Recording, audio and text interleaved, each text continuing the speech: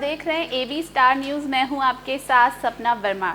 एक बार फिर हाजिर हूं अपने खास कार्यक्रम एक किस्सा दिन का हिस्सा में, जहां मैं आपको बताती हूं देश और दुनिया से जुड़े वो तमाम राजनीतिक, ऐतिहासिक और सामाजिक क्षेत्र से जुड़ा वो एक दिलचस्प और एक अनोखा किस्सा जो बनेगा दिन का हिस्सा। तो चलिए शुरुआत करते हैं आज के हमारे पहले किस्से से, जो कि जुड़ा है यशवंत सिन्हा से। जी हाँ, यशवंत सिन्हा से। आज ही के दिन उनका जन्म हुआ था। जी हाँ, आज ही के दिन साल 1937 को उनका जन्म हुआ था। आइए एक नज़र डालते हैं उनकी जीवनी पर। आइए जानते हैं आज क्या है खास। 6 नवंबर का ऐतिहासिक आंकलन। खंगालते हैं इतिहास के पन्ने। आज ही के दिन लोकसभा सदस्य यशवंत सिन्हा का जन्म साल 1937 में हुआ था।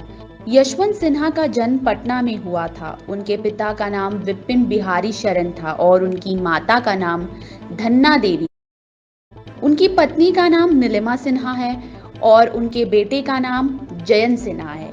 यशवंत सिन्हा पढ़ने, बागवानी और लोगों से मिलने तथा कई क्षेत्रों में दिलचस्पी रखते थे। यशवंत सिन्हा 1960 में भारतीय प्रशासनिक सेवा में भी शामिल हुए और अपने कार्यकाल के दौरान कई महत्वपूर्ण पदों पर कार्यरत करते हुए सेवा में 24 से अधिक साल उन्होंने बिताए। 4 सालों तक उन्होंने सब डिविजनल मजिस्ट्रेट और जिला मजिस्ट्रेट के रूप में काम किया। यशवंत सिन्हा ने प्राथमिक शिक्षा पटना कॉलेजिएट स्कूल और पटना यूनिवर्सिटी में 1958 में राजनीति शास्त्र में अपनी मास्टर्स डिग्री प्राप्त की। इसके बाद में उन्होंने पटना विश्वविद्यालय में साल 1960 तक इसी विषय में शिक्षा दी।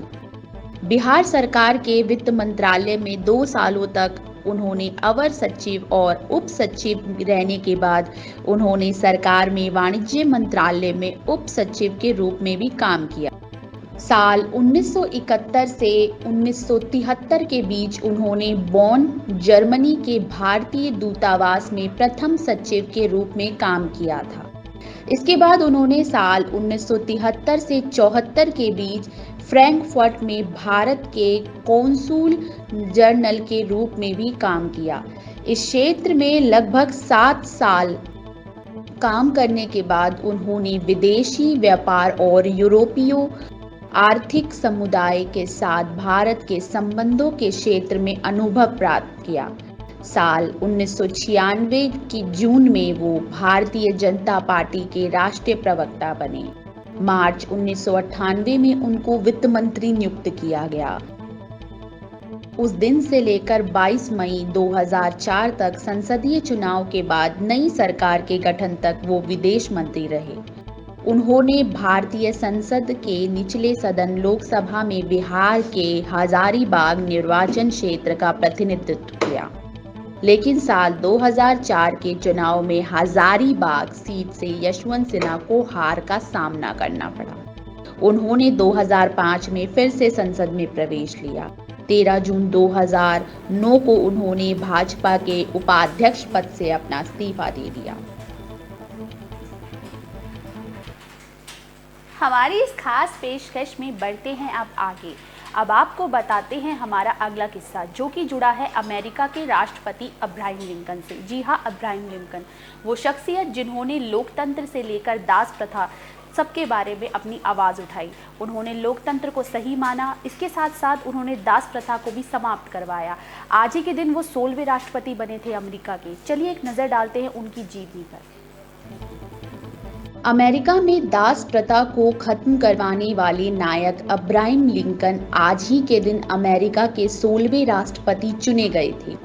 लिंकन अपने संघर्ष और दयालुता के लिए जाने जाते हैं। गरीब घर में पैदा हुए, मीलों पैदल जाते थे, पढ़ने के लिए उधार किताबें लेते थे। अभी तक तो आपने दीपक की लौ में पढ़ने वाली शख्सियतों के बारे में सुना होगा, मगर कहते हैं ना कि लिंकन घर के पास लोहार की दुकान की भट्टी की रोशनी में बैठकर पढ़ाई करते थे। लिंकन ने सुआर काटे, लकड़ियां काटी, खेत मजदूरी की और फिर पढ़ लिखकर शहर के नामी और ईमानदार वकील के रूप में खूब प्रसिद्धि हासिल की। साल 1844 में अब्राहम लिंकन ने वकालत का परीक्षण किया और उसके बाद वो वकील बन गए। वकालत से उन्होंने ज़्यादा पैसे नहीं कमाए थे क्योंकि वो अपने मुवक्किल से ज़्यादा पैसे नहीं लेते थे जो उन्हीं की तरह गरीब होते थे। इसी वजह से वो ज़्यादा पैसे नहीं कमा पाए, लेकिन उनको वकालत से मानसिक शांति और संतोष मिलता था, जिसका धन दौलत से ज़्यादा उनके जीवन में मोल था। चलिए बढ़ते हैं आगे हमारी इस खास पेशकश में। अब हम आपको बताएंगे एक राजनीतिक किस्सा जो कि जुड़ा है महात्मा गांधी से। जी हाँ, महात्मा गांधी से, जिन्होंने रंग भेद के खिलाफ एक जो आवाज़ थी, एक मुहिम थी, वो चलाई थी। साल 1913 में दी ग्रेट मार्च का आज ही के दिन उन्होंने घोषणा की थी। चलिए जानते हैं कि क्या है ये दी ग्रेट मार्च और क्यों आखिर महात्मा गांधी को इसे दक्षिण अफ्रीका में चलाना पड़ा। भारत आने से पहले महात्मा गांधी ने दक्षिण अफ्रीका में रंग भेद और नस्ल भेद का विरोध किया। वहां रहकर उन्होंने भारतीयों ही नहीं बल्कि अन्य वंचित तबके के लोगों को भी न्याय दिलवाने के लिए संघर्ष किया। एक ऐसा ही संघर्ष था दी ग्रेट मार्च, जो महात्मा गांधी के लिए विदेश में सबसे बड़ी जीत बनकर उभरा। मार्च 1913 में केप के सुप्रीम कोर्ट ने फैसला सुनाया कि ऐसी सारी शादियां अवैध हैं जो ईसाई रीति रिवाज के मुताबिक नहीं हुई। इसका मतलब ये हुआ कि ज्यादातर भारतीयों का विवाह अवैध हो गया। जब शादी ही अवैध तो उससे हुए बच्चे वैध कैसे रहते। सुप्रीम कोर्ट के फैसले का असर यह होता कि भारतीय बच्चे अपने पुरखों की विरासत से भी बेदखल हो जाते। तब नागरिकों में आक्रोश फैल गया। दूसरी ओर नटाल की सरकार ने भारतीयों के खिलाफ मुकदमे चलाने शुरू कर दिए जो 3 पाउंड का वार्षिक टैक्स नहीं चुका पाए थे। उस वक्त महात्मा गांधी ने नटाल और ट्रांसवाल में सत्याग्रह शुरू किया। 6 नवंबर साल 1913 को दमनकारी कानूनों के खिलाफ दी ग्रेट मार्च निकाला। 2000 से ज्यादा लोगों ने गांधी जी के नेतृत्व में नटाल तक मार्च किया। गांधी जी गिरफ्तार हुए, जमानत पर छूटे तो फिर मार्च में शामिल हुए, फिर गिरफ्तार किए गए। ये सिलसिला टूटा और गांधी जी की जीत हुई। सरकार समझौते को राजी हुई। गांधी एवं दक्षिण अफ्रीकी सरकार के प्रतिनिधित्व के तौर पर जनरल जॉन सिमिस्टस में बातचीत हुई। भारतीय राहत विधेयक पास हुआ और भारतीय नागरिकों को काले कानून से आज़ादी मिली। भारत आने से पहले महात्मा हमारी इस खास पेशकश एक किस्सा दिन का हिस्सा में आज के लिए बस इतना ही। मुझे दीजिए इजाज़त। हम फिर मिलेंगे किसी नए किस्से के साथ। तब तक के लिए देखते रहिए एक किस्सा दिन का हिस्सा। शुक्रिया।